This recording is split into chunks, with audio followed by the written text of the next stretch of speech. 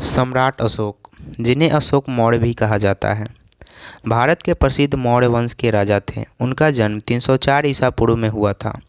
अशोक के पिता बिंदुसार मौर्य साम्राज्य का दूसरा शासक थे। अशोक के बचपन की शुरुआत कुछ अलग थी। उनके पिता सम्राट बिंदुसार के सत्ता पर विदेशी शासन का प्रभाव था, जिसके कारण अशोक के भाई और उनके समर्थकों ने उनके खिलाफ साजिश की थी। लेकिन अशोक अपने पिता के साथ साथ उनके खिलाफ साजिश करने वाले लोगों को भी सही दिशा देने में सफल रहे। सम्राट बिंदुसार की मृत्यु के बाद अशोक ने राजगद्दी पर विजय प्राप्त की।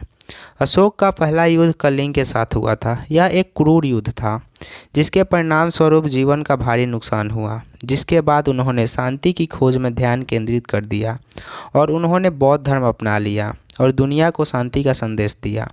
अशोक धर्म के प्रचारक बने और उन्होंने बहुत सारे वन और स्तूप बनवाए, जिसमें अशोक के अशोक स्तंभ के नाम से प्रतिष्ठित स्तंभ भी शामिल है।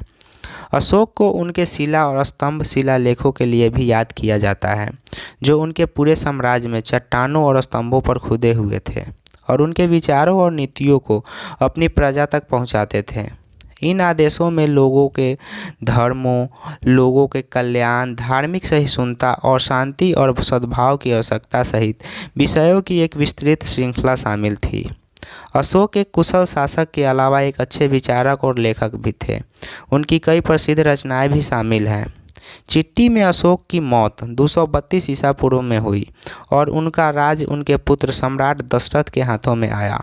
सम्राट अशोक के जीवन का एक महत्वपूर्ण संदर्भ यह है कि उनके शासनकाल ने दुनिया को दिखाया कि शांति और समृद्धि के लिए क्रूरता और हिंसा की जगह धर्म, अहिंसा और सामाजिक एकता की ज़रूरत होती है। आज सम्राट अशोक को भारत में शांतिपूर्ण शासन और धार्मिक सहिष्णुता के प्रतीक के रूप में सम्मानित किया जाता है।